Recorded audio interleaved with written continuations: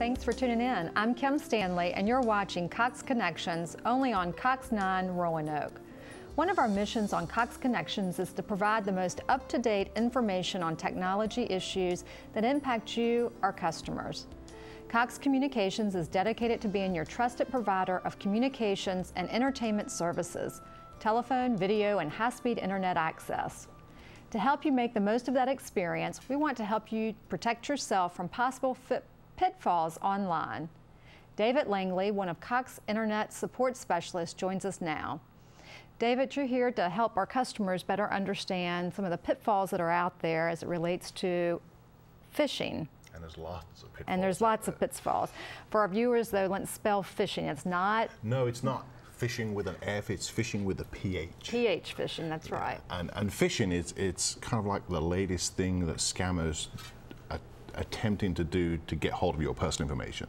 And phishing is basically a company or individual will set up a bogus website that looks like an official banking website or other official organization in the attempts to get you to log into it and give out personal information. They're basically trying to steal your identity. They're phishing for information. They're phishing, just like that's where the name derives from. It comes from the term of phishing. You know, you throw a hook and a piece of bait in the water and you hope that a fish swims by and grabs it. Okay. And that's exactly what these phishing scammers do. Now, we've heard of spamming. How is phishing different from spamming? Spam is typically, and just an interesting fact here, there's 150 billion plus spam emails sent every day. Wow. Worldwide, yeah.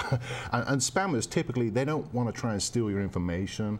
They just send all these mass emails trying to get you to buy their product or service. Okay. So it's very rare to actually try and obtain Kim Stanley's home phone number or social security number, that kind of stuff. They're just trying to interest you in their product. Okay. And 90% of the spam out there is actually for medical products, shall we say. Right. We've all seen them, right? Right, right. So people are actually phishing then to get you to give them passwords or social security number? Oh, absolutely, I mean, yeah. just anything. I mean, everything. Anything that can be used against you for their gain. Okay. So passwords, usernames, bank account information, social security numbers, driving license numbers. You know, they're just trying to get as much information as possible so they can do as much harm as possible. Okay. You know, but on the other side of it, though, you do get emails that require some information. I mean, everybody's doing online banking. Everybody's doing pay online. Right, right. So how do you differentiate? Well, I was actually a victim of phishing probably 2 years ago. I actually used an online auction website to buy and sell stuff, basically. And I received an email that looked like it was from this official company. It had the logo and the, you know, it looked genuine. And it said, you know, click here to log into your account. So I did so. Unfortunately, it took me somewhere else, and by that time I'd already punched in username and password. And 2 days later, I found out I was trying to sell 55,000 items on this popular auction site. So I had to call them and say, that's not me. Wow. And so one tip I would give to people is if you receive an email from any institution, whether it be a bank or an online auction company, and it says, click here to log on, don't do that. Just go directly to the website. Okay. So go to yourbank.com or whatever your financial institution is. Don't click on that link that's within that email. Is there anything else we can do to avoid those emails or to stop them? Well, there's a lot of things that's in place. Cox, for its residential customers, they have to actually have filters in place to try and block out some of that stuff. Okay. The trouble is, if you can imagine how many people are trying to fish for this information, for every 1,000 that we block, another 1,000 appear. And they try different tactics in how to get that email through to you, so they will, if you look at the basics of a phishing email, some of the words may be spelled wrong. They may substitute the letter I for a number 1. Okay. And it's just to try and bypass those filters that we have in place. Okay. So we are working on it. Unfortunately, it's kind of like, it's a never-ending job, right? And it will never be completely clear. The one thing I would recommend is that if you receive one of these emails, just delete it. Okay. Right.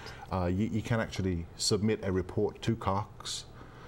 You include the questionable email as an attachment and send it to phishingreport@cox.com. Okay, phishing report. Yes, phishing report at cox.net. I'm sorry. Cox.net. And that goes to a database where people can examine it. But you know, there's only so many people that we can employ to do that. So. Okay, yeah. So if you accidentally open one and you do click on it, which it sounds like you did at one time, then you just need to start contacting the company, or? Absolutely. Okay. In the case of a bank or a financial institution, if you do get hit by one of these phishing scams and you put in your password and it goes nowhere, call your bank immediately. Okay. Explain to them, or any company for that matter, call them and explain what happened, change your passwords. That's the first thing you should do. And call the bank or the financial institution or company and explain it to them, and they should be able to give you advice on next steps. You know, but the important thing is to change that password immediately. Okay. Do you recommend that viewers change their password proactively every, 30, 60 days?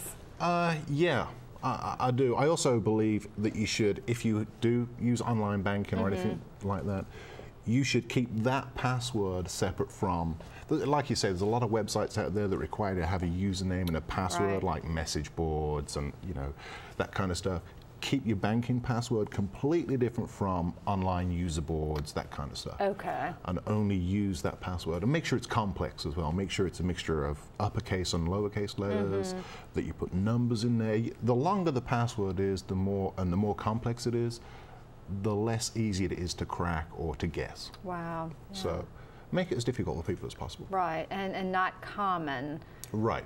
You don't want to put your pet's name or your husband's name, that kind of thing.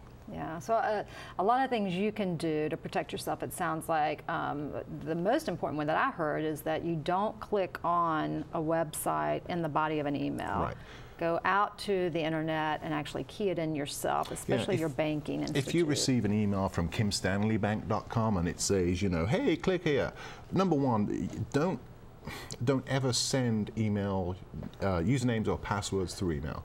A bank, I don't know of any company will say, hey, we lost your records, can you send us your username and password, which is a pretty popular tactic of these phishers. I don't know of any bank or any institution that would do that, because they already have it. Why would they need it again from you? And secondly, there is a tip that if there is a link in an email, if you move your mouse over it, it'll actually highlight what the address is and it will kind of tell you. So if I get an email from kimstanleybank.com and I highlight and it goes somewhere other than kimstanleybank.com, I'm not going to go there. Okay. But my suggestion would be that if you get an email from your bank or your online auction site, go open up a web page and go to that site. Okay. And then look in the corner for the secure padlock to show that it's a secure site. All right, and then before we go, we talked about having all these passwords. You have them so that they're not easy to remember, which means they're easy to forget for you.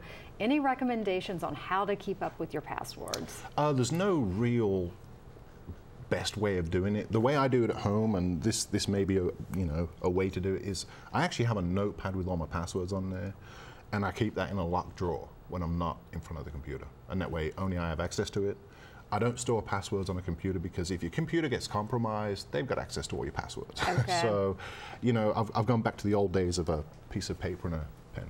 Store it somewhere where it's locked. Store it somewhere where it's locked and secure. Yeah. Don't put Post-it notes on your monitor. That's right. All right, well, it's good to have you. Always love having you on the show, and you're always so full of information that helps our viewers, so thank you so much. Thank you. Yeah, good to see you. Before you go, I want to personally thank you for choosing Cox Communications for your entertainment, information, and communication needs. We know you could have chosen another provider, but because you chose us, we promise to provide you with quality products backed up by a talented local team of professionals. I'm Kim Stanley, and I'll see you next time on Cox Connections.